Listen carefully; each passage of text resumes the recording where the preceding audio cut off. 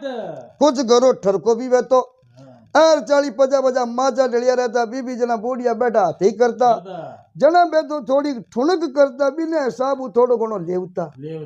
बाकी भाई तालियां भरभरन तबला भरभरन थोड़ी लेवता। जना कवि लिखियो कमल किने नहीं लेनो चाहिए। दान नहीं घर मान नहीं, घर में दान ही नहीं जीवन वास्ते और उन आदमी रो कोई परिवार में मान ही नहीं तो वेड़े आदमी ने कदी नशो नहीं करना चाहिए। दान नहीं घर मान नहीं, कुछ ज्ञान नहीं क्यों अमल खावे।